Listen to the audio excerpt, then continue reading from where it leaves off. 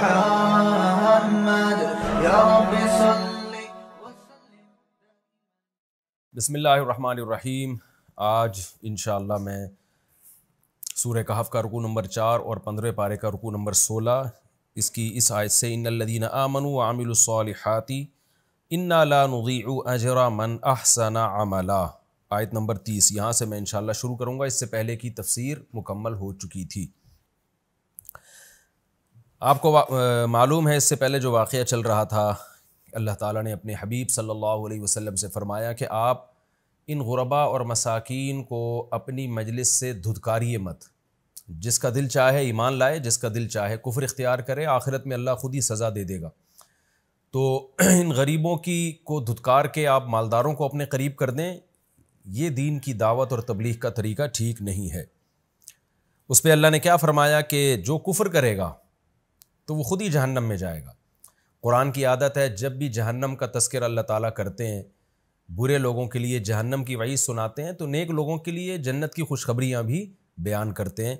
اسی طرز پہ قرآن آگے بیان کرتا ہے ان الذین آمنوا وعملوا الصالحات، بے شک وہ لوگ جو ایمان لائے اور نیک اعمال کیے، انا لا نضیع اجر من احسن عملا، تو بے شک جو بھی عمل کو اچھا کرے گا ہم اس کے اجر کو ضائع نہیں کرتے۔ جیسے جہنمیوں کو، برے لوگوں کو جہنم کی آگ میں جلنا پڑے گا، ایسے ہی اچھے لوگوں کو خوش عیشی والی زندگی بھی ہم عطا کریں گے۔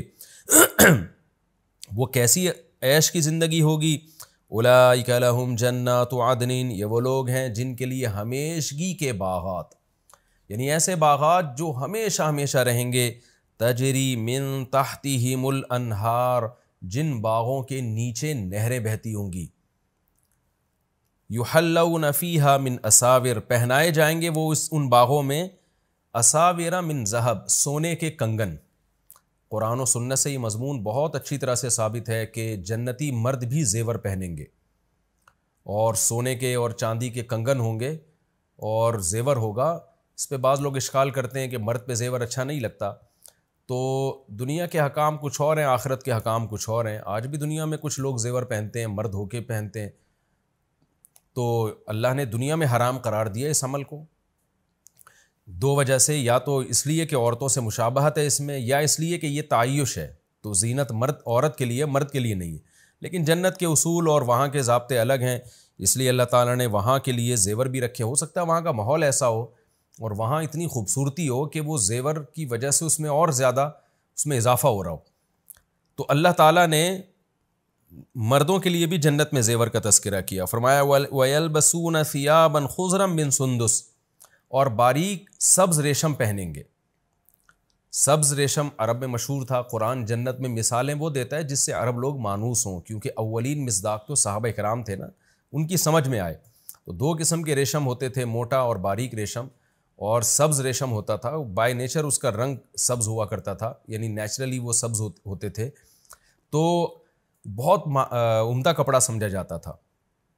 تو اللہ تعالیٰ نے قرآن میں بیان کیا کہ وہاں باریک ریشم بھی پہنیں گے اور موٹا ریشم بھی پہنیں گے، متکئین فیہا علی الارائک، اور شاہی تختوں پہ آپس میں تکیہ لگائے ہوئے بیٹھے ہوں گے۔ جیسے کہ عالی شان محفل ہوتی ہے، دوستوں کی مجلسیں ہوتی ہیں، آج بھی آپ جائیں، بعض ہوٹلوں نے کھانا کھلانے کے لیے میز کرسی کے بجائے تخت کا انتظام کیا ہوتا ہے، اس میں انسان زیادہ کمفرٹیبل ہوتا ہے، زیادہ خوشی اور سکون محسوس کرتا ہے۔ نیچرلی جو ایک طریقہ دنیا میں ہمیشہ سے رائج رہا ہے کھانے پینے کا، بیٹھنے کا، وہ ایسے ہی ہے کہ آپ پاؤں پھیلا کے بیٹھ سکیں۔ کرسیوں پہ بیٹھنا یہ بعد میں اس کا رواج ہے، اس میں انسان زیادہ کمفرٹیبل نہیں ہوتا۔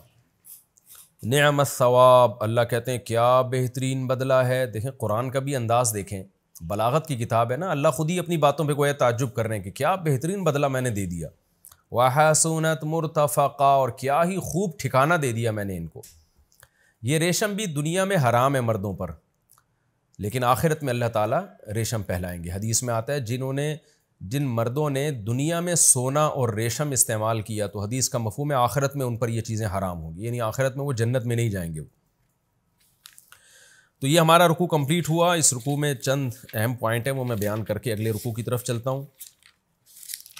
ایک تو اس رکوع میں ہمیں انشاء اللہ کے لفظ کی اہمیت کا پتہ چلا، وَلَا تَقُولَنَّ لِشَيْءٍ إِنِّي فَاعِلٌ ذَلِكَ غَدًا، اور حقیقت میں انشاءاللہ کے لفظ کی اہمیت کا نہیں، بلکہ تکبر کی برائی کا پتہ چلا ہے کہ کبر کتنی بڑی نحوست ہے، کہ اللہ چاہتے ہیں کہ میری طرف چیزوں کی نسبت کیا کرو، تو بڑے بڑے دعوے کرنا اس کی برائی معلوم ہوتی ہے۔ تو آج بعض اسکالرز کیسے بڑے بڑے دعوے کر رہے ہوتے ہیں، ہر چیز میں میں نے یہ کیا۔ ہمیں یاد ہے جب ہم پڑھتے ہیں نا اور مدرسوں میں، اور پھر جب تحقیقی میدان میں آتے ہیں تو ہمارے ہاں اس کو بڑا معیوب سمجھا جاتا ہے کہ میری تحقیق ہے، یعنی اس تکبر کے ساتھ دعویٰ کرنا۔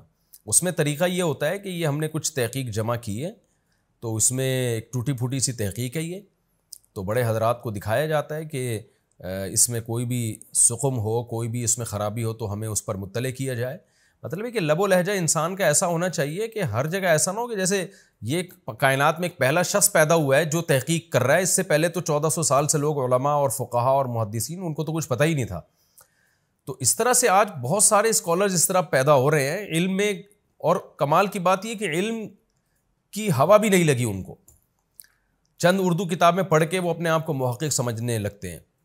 تو اللہ تو موسیٰ علیہ السلام کو سمجھا رہا ہے کہ آپ یہ نہیں کہہ سکتے کہ میں سب سے بڑا عالم ہوں۔ سید الانبیاء کو اللہ تعالیٰ بتا رہے ہیں، سمجھا رہے ہیں، تربیت کر رہے ہیں، اور آپ دیکھیں کہ آج علم نہیں ہے اور کیسے بڑے بڑے دعوے ہوتے ہیں، میری رائے ہے یہ، میری رائے ہے یہ۔ آپ کی رائے کیسے ہو گئی بھئی؟ آپ سے بڑے بڑے علامہ آج بھی موجود ہیں اور ہمیشہ سے گزرے ہیں، آپ ان کی رائے پیش کر دیں کہ ان کی رائے یہ ہے اور کہ مجھے ایسا لگتا ہے کہ ان کی رائے زیادہ ٹھیک ہے۔ تو بڑے دعوے کرنا یہ اللہ کو پسند نہیں ہے۔ دوسری بات اس میں، جیسے میں نے بتایا تھا، کرامت کا برحق ہونا، کہ اہل اللہ سے کرامتوں کا صدور ہوتا ہے اور کرامت کی نسبت اللہ کی طرف کی جائے گی کہ اللہ کرتا ہے۔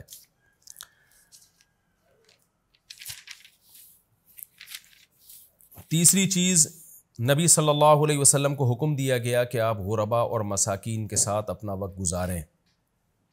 تو آج بھی جو بھی مشہور لوگ ہوتے ہیں، بڑے لوگ ہوتے ہیں، جن کو اللہ نے علم زیادہ دیا ہے، شہرت دی ہے، ان کی یہ ذمہ داری ہے کہ وہ کچھ وقت مساکین اور غربا کے ساتھ گزاریں، کیونکہ جس کے پاس علم ہوتا ہے، شہرت ہوتی ہے، دولت ہوتی ہے، یہ تمام چیزیں انسان کو بگاڑنے کا بہت بڑا ذریعہ بنتی ہیں۔ تو ان کے بگاڑ سے بچنے کے لیے جو سائیڈ ایفیکٹ ہے نا، ان نعمتوں کے جو سائیڈ ایفیکٹ ہیں، ان سے بچنے کے لیے یہ ضروری ہے کہ آپ اپنے وقت کا کچھ حصہ مساکین اور غربا کے ساتھ گزاریں، کمزور لوگوں کے ساتھ گزاریں، تاکہ آپ میں تکبر پیدا نہ ہو۔ حدیث میں آتا ہے کہ جب نبی صلی اللہ علیہ وسلم مدینہ ہجرت کر کے گئے تو اصحاب صفہ میں عبداللہ بن مسعود اور دیگر مسکین صحابہ تھے، تو آپ صلی اللہ علیہ وسلم ان کے پاس جاتے تھے، بیٹھتے تھے اور کہتے تھے تم وہ مبارک لوگ ہو جن کے ساتھ بیٹھنے کا اللہ نے مجھے حکم دیا، اور یہ آیت آپ پڑھتے کہ تم وہ مبارک لوگ ہو۔ تو آج بھی جو بعض حضرات کا یہ طرز عمل ہے کہ غریبوں کو کوئی لفٹ ہی نہیں ہے اور سارے سیٹھوں سے ہی تعلقات ہوتے ہیں، تو یہ بہت غلط حرکت ہے، اس سے اجتناب ضروری ہے، اس آیت سے میں بھی پتہ چلتا ہے۔ اور چوتھی علمی نقطے کی بات ہمیں پتہ چلتی ہے کہ آپ دین کی تبلیغ کے لیے شریعت کے اصولوں پر سمجھوتا نہیں کر سکتے، کوئی نامناسب کام نہیں کر سکتے۔ مثال کے طور پر دین کی تبلیغ کے لیے سرداروں پہ الگ سے محنت کرنا، بادشاہوں کو دعوت دینا، یہ تو ایک حکمت پر مبنی کام ہے، یہ تو ضروری ہے۔ جیسے میں نے بتایا تھا پچھلے لیکچر میں کہ موسیٰ علیہ السلام ڈائریکٹ فرعون کے پاس گئے، لیکن کسی کی ہدایت کے لیے ایسا کام کرنا کہ آپ مساکین کو اگنور کرنا شروع کر دیں، اور آپ کے طرز عمل سے یہ پتہ چلے کہ آپ کو ان غریبوں کی فکر نہیں ہے، پیسے والوں کی زیادہ فکر ہے، یہ طریقہ غلط ہے۔ تو مصلحت اس حد تک جہاں تک شریعت نے اجازت دی ہے، جہاں شریعت نے اجازت نہیں دی وہاں پھر یہ کہنا کہ اگر میں نے یہ کام نہ کیا تو یہ امیر تو بیچارے جہنم میں چلے جائیں گے، تو کوئی بات نہیں، جائیں جہنم میں، ہم اپنے اصولوں کو نہیں توڑ سکتے۔ اس کی مثال میں بار بار دیتا ہوں نا کہ اگر کوئی شرابی شراب سے بچنا چاہتا ہے لیکن وہ شرط لگا دے کہ 2 گھونٹ آپ ایک دفعہ میرے ساتھ پی لو یہ شراب، تو میں وعدہ کرتا ہوں کہ میں توبہ کر لوں گا، تو اس کو جہنم کی آگ سے بچانے کے لیے آپ کو یہ اجازت نہیں ہے کہ آپ 2 گھونٹ پی لیں، نہ نہ نہ نہ بھائی، ہم ایک قطرہ نہیں پیئیں گے، آپ نے بچنا ہے بچو، نہیں تو جاؤ جہنم میں۔ ہمیں فمن شاء فلیؤمن ومن شاء فلیکفر، یہی اس آیت کا مطلب ہے کہ ہم اصولوں پہ سمجھوتا نہیں کریں گے، پھر جتنے لوگ ایمان لے آئیں ٹھیک ہے، نہیں لائیں تو نہ لائیں، وہ پھر ان کی وہ خود جائیں جہنم میں۔ تو یہ اصول بھی ہمیں اس آیت سے پتہ چلتا ہے۔ اور آخر میں جو اللہ نے جنت کی نعمتیں بیان کی، اللہ تعالی ہمیں ان نعمتوں کا مستحق بنائے۔ اب میں اگلے رکوع کی طرف چلتا ہوں، سورہ کہف کا رکوع نمبر 5 اور 16ویں پارے کا رکوع نمبر 17، 15ویں پارے کا رکوع نمبر 17 میں شروع کروں گا حسب معمول مختصر لفظی ترجمہ مختصر گرامر کے ساتھ، پھر انشاءاللہ اس کی تفسیر میں چاہتا ہوں وقت کے اندر اندر یہ رکوع میں سمیٹ دوں۔ وَاضْرِبْ لَهُم مَثَلَ الرَّجُلَيْنِ، آپ بیان کیجیے ان کے لیے ایک مثال، رجلین دو آدمیوں کی، جعلنا لأحدہما جنتین، بنایا ہم نے ان دونوں میں سے ایک کے لیے دو باغ، من اعناب انگوروں کے، وحففناہما، حفا کا معنی ہوتا ہے ڈھانپ لینا، حفا یحفو تو ڈھانپ لینا، حففناہما ہم نے ان دونوں باغوں کو ڈھانپ لیا تھا، بنخل کھجور کے درختوں سے، وجعلنا بینہما اور بنایا تھا ان باغوں کے درمیان زرعا کھیتی بھی، کلتا الجنتین دونوں باغ، آتت دیتے تھے، اکولہا اکل ثمر کو کہتے ہیں، پھل کو کہتے ہیں، اپنا پھل دیتے تھے، ولم تظلم اور نہ کمی کرتے تھے، ظلم یظلم ظلمن کا معنی کمی کرنا بھی ہوتا ہے، اور کمی نہیں کرتے تھے، منہ اس پھل میں شیئن ذرا بھی، یعنی پورا پورا پھل دیتے تھے، وفجرنا اور جاری کر دی تھی ہم نے، خلالہما ان دونوں باغوں کے بیچ میں نہر بھی جاری کر دی تھی، یعنی پانی کا بھی انتظام تھا، نہرا، وکان لہ ثمر اور تھا اس شخص کے لیے جس کو ہم نے باغ دیا تھا نا، اس کے لیے ثمر بھی تھا، ثمر کا مطلب ثمر اضافی چیزوں کو کہتے ہیں، یعنی اضافی اس کے پاس دولت بھی تھی، پیسہ بھی تھا۔ اس کی دو تفسیریں کی گئی ہیں، ایک تو یہ کی گئی ہے کہ باغ میں اضافی پھل بھی تھا، اور یہ بھی کی گئی ہے کہ اس شخص کے پاس الگ سے کاروبار بھی تھا، دولت بھی تھی۔ فقال لصاحبہ اس شخص نے اپنے دوست سے کہا، ساتھی سے کہا، وہو یحاورہ اس حال میں کہ وہ اس سے محاورہ کر رہا تھا، سرگوشی گپ شپ کر رہا تھا، حاورہ یحاور محاورتن کا معنی گپ شپ لگانا، جو آپ گپ شپ کرتے ہوئے باتیں کر رہے ہوتے ہیں نا، وہو یحاورہ وہ اس سے گپ شپ لگا رہا تھا، اور گپ شپ کے دوران اس نے کہا، انا اکثر منک مالا میں تجھ سے زیادہ ہوں مال کے اعتبار سے، واعز نفرا اور نفر کے اعتبار سے بھی تجھ سے زیادہ عزت والا ہوں، اعز کا مطلب زیادہ پاورفل ہوں، یعنی میرے افراد بھی زیادہ، ملازمین وغیرہ اولاد وغیرہ وہ بھی زیادہ، اور مال بھی زیادہ۔ وَدَخَلَ جَنَّتَهُ اور اپنے باغ میں داخل ہوا، وَهُوَ ظَالِمٌ لِنَفْسِهِ اپنی جان پر ظلم کرتے ہوئے، کیا کہنے لگا، قال کہنے لگا، ما اظن میں کبھی نہیں گمان کرتا، ان تبید هذه کہ یہ باغ کبھی فنا ہوگا، بعد یبیدو کا معنی فنا ہونا، ابدا کبھی بھی، یہ کبھی بھی باغ ختم نہیں ہو سکتا، وما اظن الساعة قائمة اور میں گمان نہیں کرتا کہ قیامت بھی قائمتاً کبھی آئے گی، وَلَئِن رُدِدتُّ إِلَىٰ رَبِّي اور اگر بالفرض رُدِدتُّ مجھے رد کر دیا گیا، لوٹا بھی دیا گیا اپنے رب کی طرف، لَأَجِدَنَّ خَيْرًا مِنْهَا میں پاؤں گا، منہا اس باغ سے بھی اچھا باغ، منقلبہ لوٹنے کے اعتبار سے، یعنی میں جس جگہ لوٹ کے جاؤں گا آخرت میں تو اس لوٹنے کے اعتبار سے اس سے بھی زیادہ اچھی جگہ مجھے وہاں ملے گی۔ قال له صاحبه تو اس کے دوست نے اس سے کہا، وَهُوَ يُحَاوِرُهُ اور وہ بھی گپ شپ کر رہا تھا، گپ شپ کے دوران بات چیت کے دوران کہا اس نے، أَكَفَرْتَ بِالَّذِي کیا تو انکار کرتا ہے اس ذات کا، الذی وہ ذات، خَلَقَكَ مِن تُرَاب جس نے تجھے مٹی سے بنایا، ثُمَّ مِن نُطْفَةٍ پھر پانی سے نطفے سے بنایا، ثُمَّ سَوَّاكَ پھر تجھے برابر کر دیا، رجلا مرد بنا کے، انسان بنا کے، لیکن هو اللہ ربی لیکن وہ اللہ میرا رب ہے، ولا اشرک بربی احدا میں اپنے رب کے ساتھ کسی کو شریک نہیں کرتا، ولولا ایسا کیوں نہ ہوا، اذ دخلت جنتک کہ جب تو اپنے باغ میں داخل ہوا تھا، قلتا تو یہ کہہ دیتا، ما شاء اللہ جو اللہ چاہتا ہے وہی ہوتا ہے، یعنی ما شاء اللہ کانا یہاں محذوف ہے، جو اللہ چاہتا ہے کانا وہ ہوتا ہے، لا قوت الا باللہ کوئی طاقت نہیں ہے مگر اللہ کے ساتھ، یعنی کوئی خیر کو حاصل کرنے کی طاقت نہیں ہو سکتی مگر اللہ کی مدد کے ساتھ۔ ان تارانی اصل میں تھا تارانی، تارا کا معنی دیکھنا، رؤیت سے ہے نا، نی کا معنی مجھے یا حذف کر دیا، ان تارانی اگر تو دیکھتا تھا مجھے، یعنی سمجھتا تھا مجھے، کیا سمجھتا تھا، انا اقل منک مالا کہ میں تجھ سے کم ہوں مال کے اعتبار سے، وولدا اور ولد یعنی اولاد کے اعتبار سے، اگر تو یہ سمجھتا تھا کہ میں تجھ سے مال اور اولاد میں کم ہوں تو تجھے چاہیے تھا کہ تو یوں کہتا، لا قوت الا باللہ کوئی طاقت نہیں ہے مگر اللہ کی مدد کے ساتھ، اللہ کی مدد ہوگی تو طاقت ہوگی ورنہ نہیں ہوگی، تجھے یہ کہنا چاہیے تھا۔ فعسى ربی امید ہے کہ میرا رب، ان یؤتینی، یؤتینی اصل میں تھا یؤتینی کہ دے دے مجھے خیرم من جنتی کا، تیرے باغ سے بہتر باغ، وَيُرْسِلَ عَلَيْهَا، اور بھیج دے اس تیرے باغ پر حسبانا من السماء، آسمان سے کوئی آفت۔ حسبان حساب سے نکلا ہے، تو آفت بھی اللہ کے اندازوں سے آتی ہے نا، تو تباہی بربادی آتی ہے، تو ایک اندازے سے جو آسمان سے مصیبتیں برستی ہیں، تو اس لیے اس کو حسبان سے تعبیر کیا گیا، مراد ہے آسمانی آفت۔ تو بھیج دے آسمان سے کوئی آفت، فَتُصْبِحَ، لہذا ہو جائے تیرا باغ، سعیداً میدان، زلقہ چٹیل، زلقہ کہتے ہیں کٹی ہوئی کھیتی، تو وہ بھی چٹیل ہوتی ہے نا، تو یہاں کٹی ہوئی کھیتی مراد نہیں ہے، یہاں مراد ہے کٹی ہوئی کھیتی جیسے چٹیل میدان بن جاتی ہے، تو ایسے چٹیل میدان، تو اس لیے اس کا ترجمہ ہوگا میدان چٹیل۔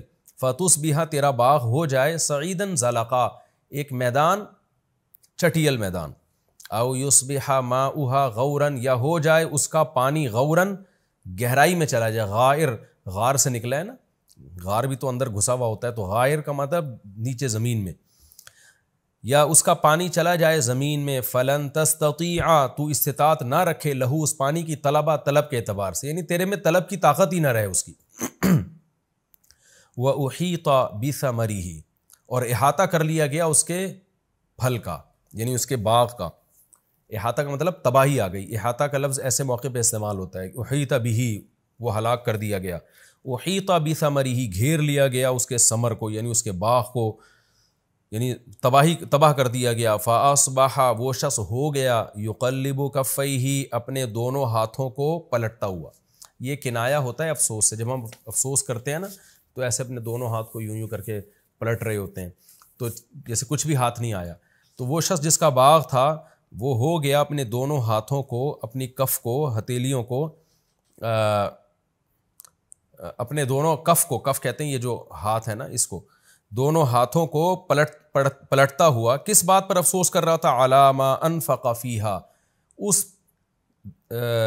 اس پیسے پر جو اس نے اس باغ پہ خرچ کیا تھا، وہی خاویۃ علی عروشہا، اور وہ اپنی چھتوں کے بل جو ہے وہ باغ گرا ہوا تھا، اس کو کہتے ہیں عربی میں ٹھٹھیاں، وہ جو نہیں ہوتی اوپر باغ کے اوپر جو بیلیں چڑھائی ہوئی ہوتی ہیں چھاؤں کے لیے، تو اس کو عرش سے تعبیر کیا گیا ہے، تو عروش اس کی جمع ہے، تو اپنی یعنی اوندھے منہ پڑا ہوا تھا وہ باغ، خاویۃ علی عروشہا، ویقول یا لیتنی، اور وہ باغ کا مالک کہنے لگا ہائے کاش، لم اشرک بربی احدا، کاش میں اپنے رب کے ساتھ کسی کو شریک نہ کرتا، ولم تکن لہ فئۃ، اور کوئی نہیں ہوا اس کے لیے کوئی ایسی جماعت، فئہ جماعت کو کہتے ہیں، ینصرونہ من دون اللہ، جو اس کی مدد کرتا اللہ کے علاوہ، یعنی اللہ سے اس کی مدد کرتا، وما کان منتصرا، اور نہ خود وہ انتصار کر سکا، انتصار مدد کرنا، اور نہ وہ خود اپنا مددگار بن سکا۔ یہ جی مختصر لفظی ترجمہ ہو گیا مختصر گرامر کے ساتھ۔ اب ہم انشاءاللہ اس رکوع یعنی رکوع نمبر 5 اور 17، 15ویں پارے کا رکوع نمبر 17 اور سورہ کہف کا رکوع نمبر 5، انشاءاللہ میں اس کی تفسیر پیش کروں گا۔ آپ کو معلوم ہے پچھلے رکوع میں اللہ نے اصحاب کہف کا واقعہ سنایا کہ جنہوں نے اللہ کی خاطر قربانی دی اور اللہ پہ اعتماد اور توکل کیا، تو ناکامیوں کے نقشوں میں بھی اللہ نے ان کو کامیاب کیا۔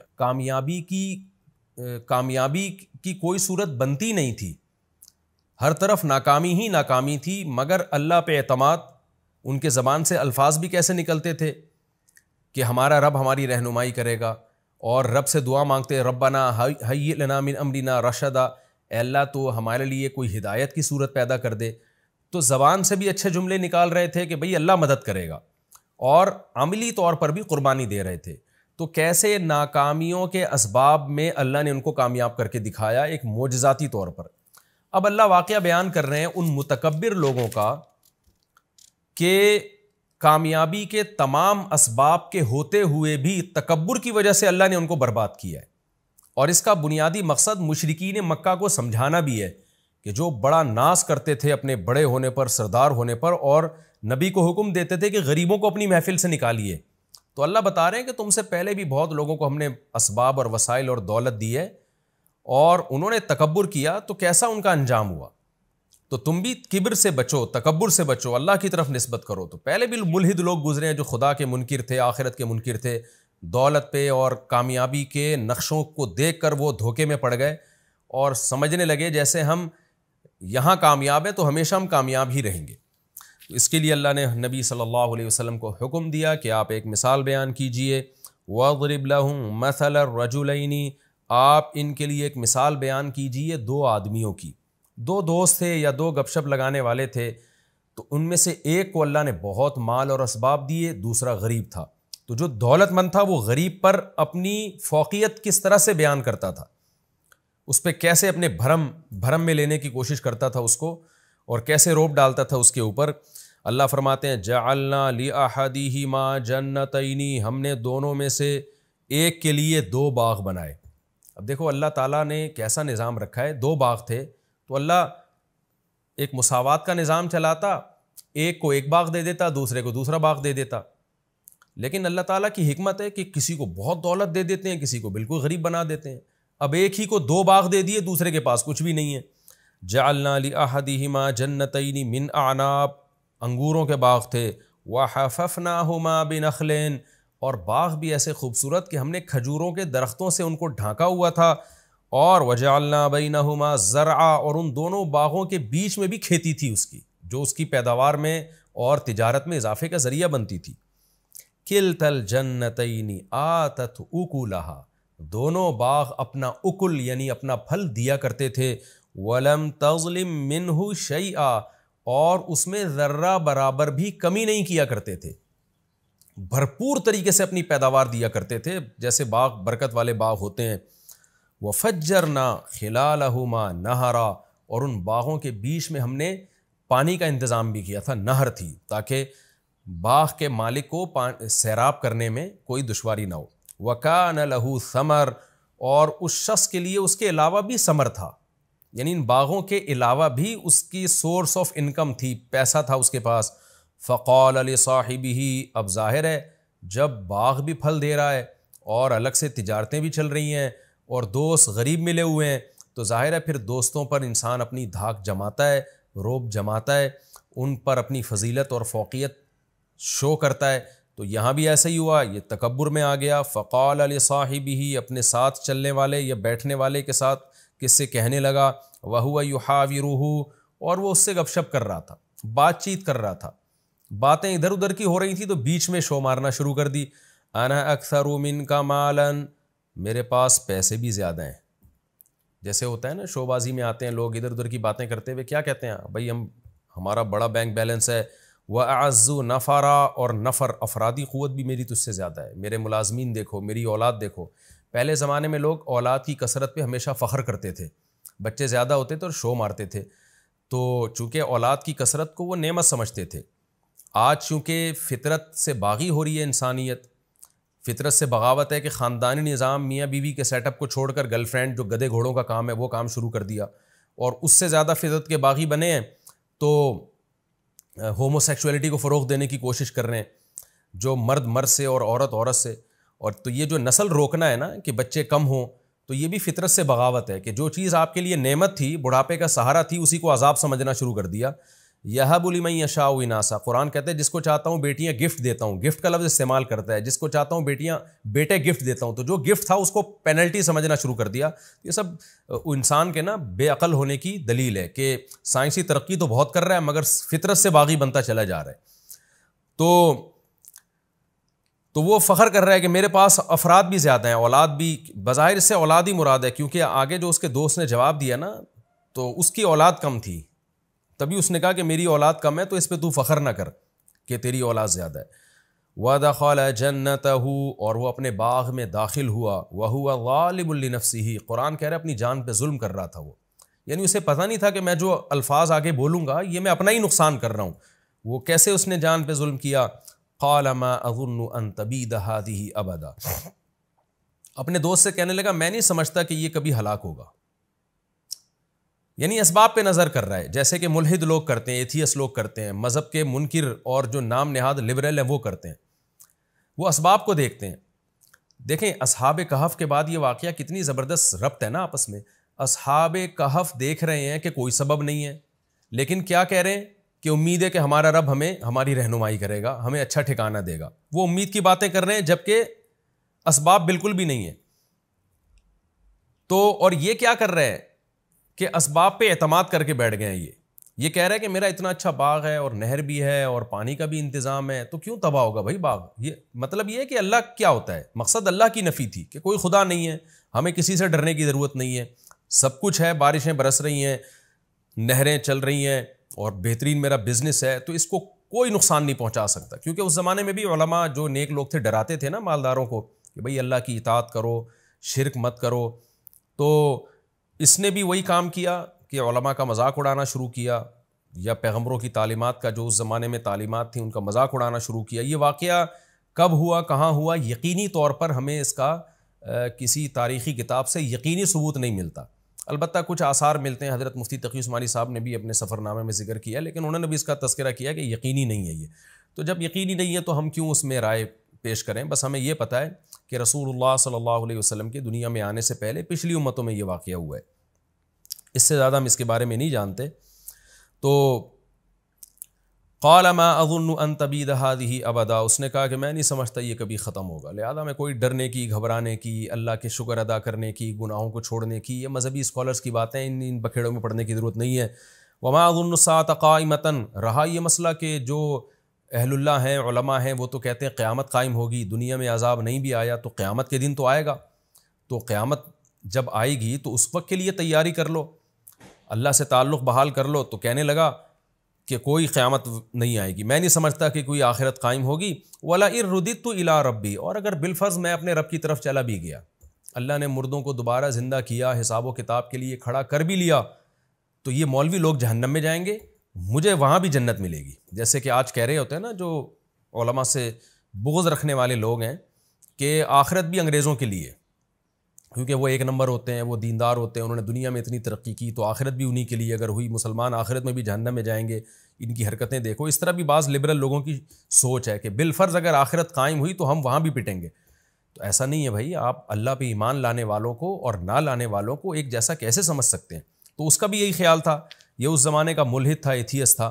تو کہنے لگا اگر بالفرض میں اپنے رب کے پاس گیا بھی, لَأَجِدَنَّ خَيْرًا مِّنْهَا, تو اس سے بہتر باغ میں وہاں پاؤں گا, منقلبہ, لوٹنے کے اعتبار سے. مطلب یہ کہ میری قابلیت اور اتنا کچھ میں نے اسٹرگل کی, ایمانداری کے ساتھ محنت کر کے میں یہاں تک پہنچا ہوں, تو اس کا مطلب میں ایک اچھا انسان ہوں.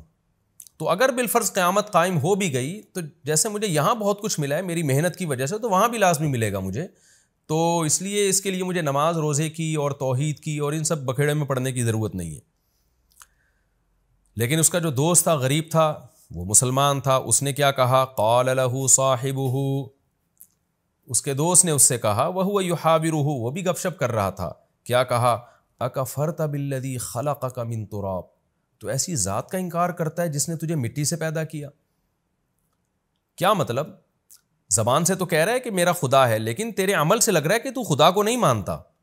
جو خدا کو مانتا ہے وہ سب سے پہلے ڈرتا ہے, وہ یہ نہیں کہتا کہ یہ باغ ہمیشہ رہے گا, وہ کہتا ہے کہ بھئی اللہ نے چاہا تو رہے گا, نہیں چاہا تو یہ 2 منٹ میں ختم کر دے اس کو.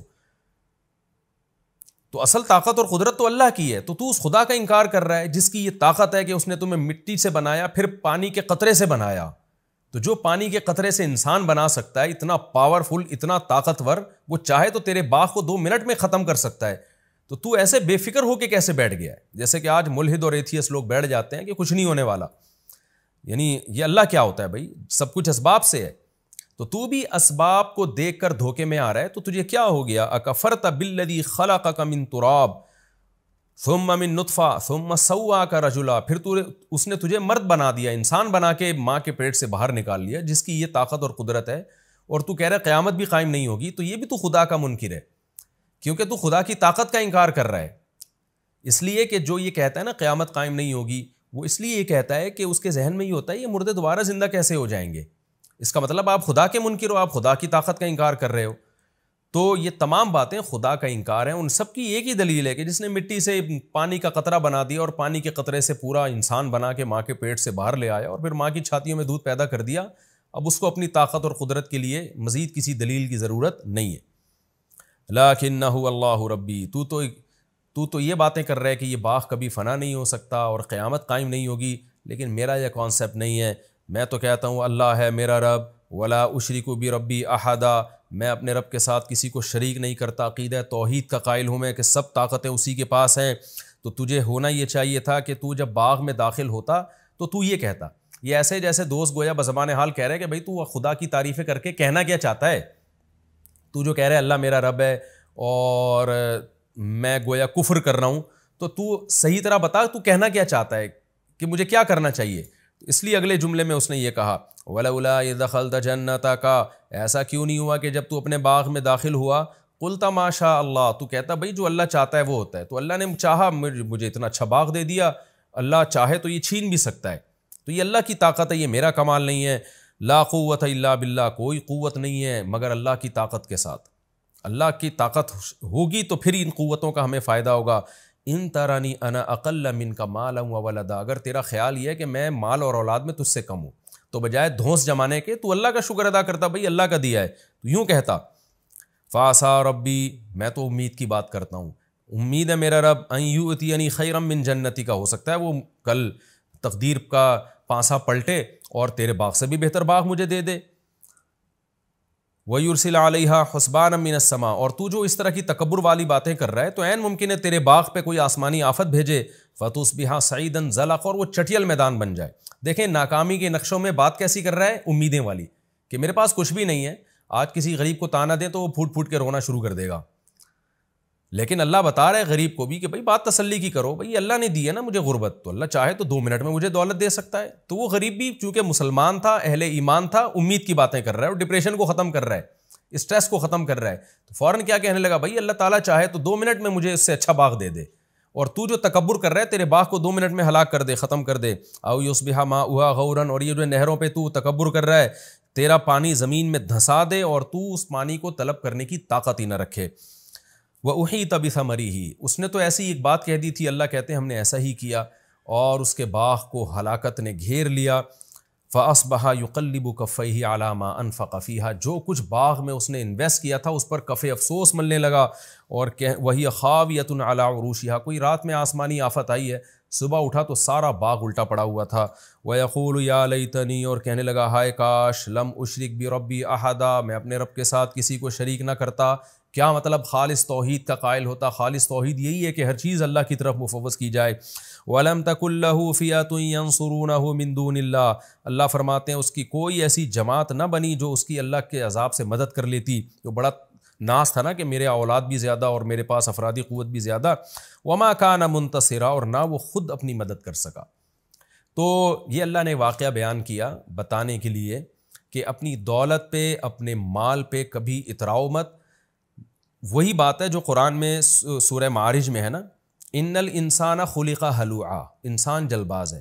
اذا مسہ الشر جزوعا، جب مصیبت پہنچتی ہے تو بے چین ہو جاتا ہے، بے صبرا بن جاتا ہے، اور جب خوشی پہنچتی ہے تو اترانے لگتا ہے. الا المصلین، سوائے وہ لوگ، ان لوگوں کے جو مذہب کو فالو کرتے ہیں، جو نماز پڑھتے ہیں، زکوٰۃ دیتے ہیں، معاہدوں کی پابندیاں کرتے ہیں. وہ کیا ہوتے ہیں کہ وہ ایسے نہیں ہوتے. انہیں جب خوشیاں پہنچتی ہیں اتراتے نہیں ہیں بلکہ اللہ کی محبت میں ڈوب جاتے ہیں کہ ہمارے رب نے احسان کیا. اور جب کوئی غم پہنچتا ہے تو صبر کرتے ہیں، امید کی باتیں کرتے ہیں. جو اللہ مصیبت پہنچا سکتا ہے وہ مصیبت دور بھی کر سکتا ہے. تو کتنا بہترین سبق ہمیں ان آیات میں ملا ہے.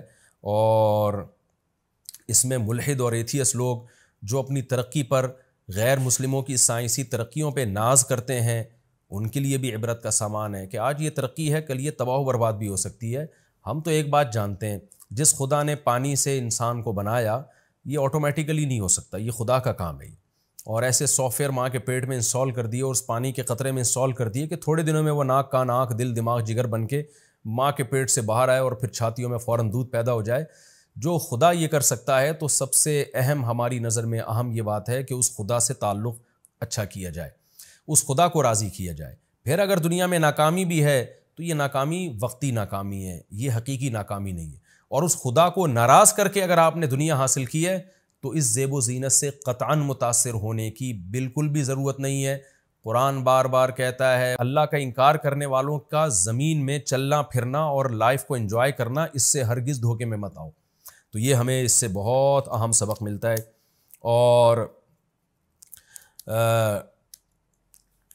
دونوں واقعات جو اللہ نے ایک ساتھ بیان کر دیے نا، اصحاب کہف کا بھی اور یہ اصحاب باغ کا بھی. تو اس سے ڈپریشن بھی ختم ہوتی ہے انسان کی. کیا آپ ناکامی نظر آ رہی ہے ہر طرف؟ تو بھائی اللہ تو ہے نا, اللہ سب کچھ کر سکتا ہے. تو جو اللہ تعالیٰ نے ہمیں ڈپریشن اور اسٹریس دور کرنے کے طریقے بیان کیے نا, وہ آج کسی ماہر نفسیات کے پاس نہیں. ہنالک الولایۃ للہ الحق. میرا خیال لفظی ترجمے میں نے شاید یہ والی آیت چھوڑ دی تھی, تو خیر اب کمپلیٹ کر لیتا ہوں. ہنالک کا مطلب ہوتا ہے یہاں, یعنی اس موقع پہ. ولایا مدد کو کہتے ہیں. للہ الحق, اس اللہ کے لیے جو برحق ہے.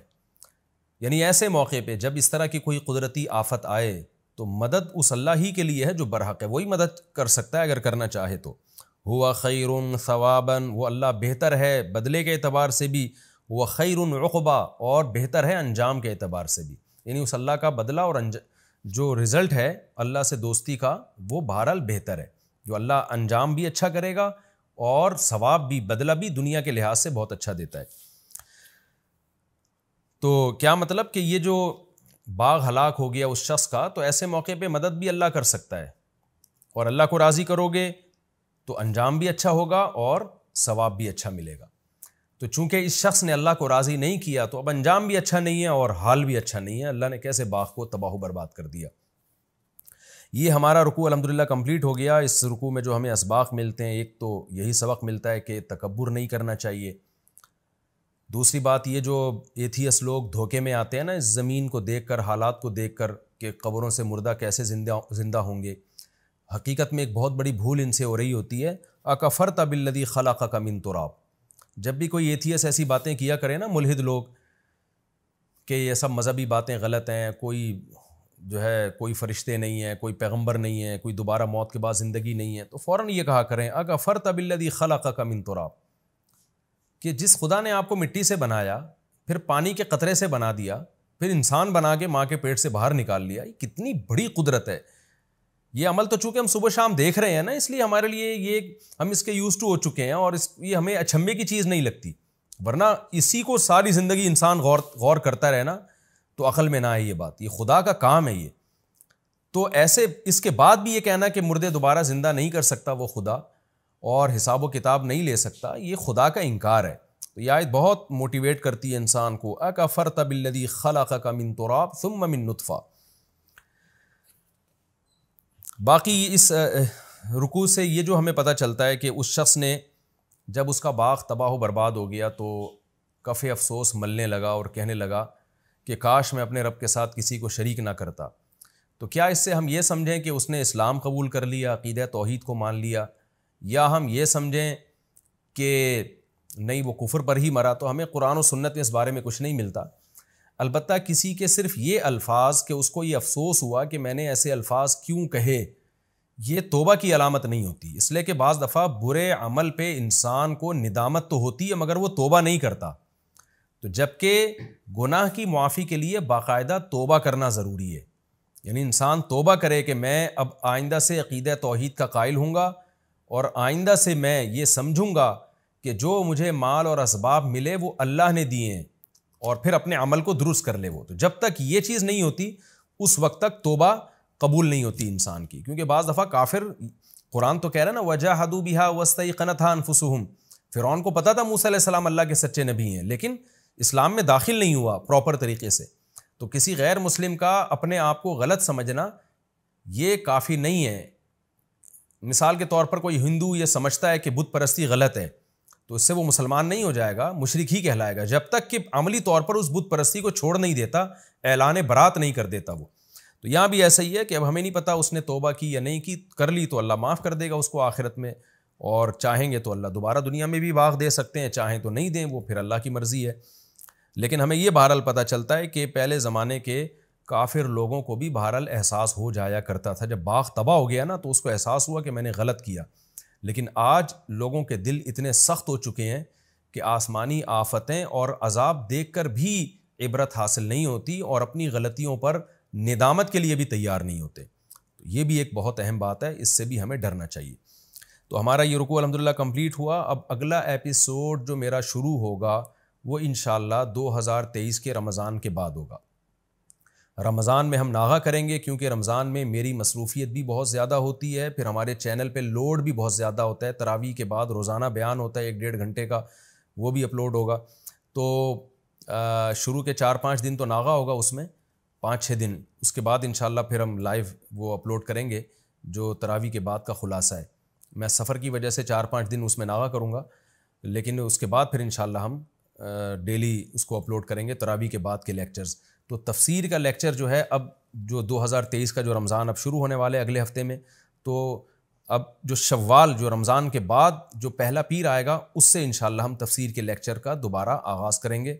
اس وقت تک کے لیے تفسیر کے لیکچر میں آپ کو ناغہ کرنا پڑے گا, لیکن کنٹینیو رہیے گا آپ رمضان کے بعد. اور اس کو شیئر آپ لازمی کریں لوگوں کے ساتھ, جو اب تک جو لیکچر ہو چکے ہیں شیئر بھی کریں, بلکہ لوگوں کو پڑھائے بھی. میں بار بار آپ کو کہتا ہوں کہ ان لیکچرز کو آپ نے صرف سننا نہیں ہے, سیکھنا ہے, اور آگے آپ نے اسی طرز پہ لوگوں کو پڑھانا ہے آپ نے.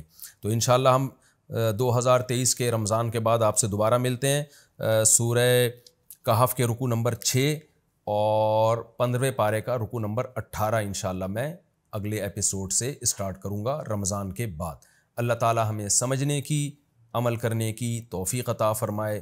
وما علینا الا البلاغ.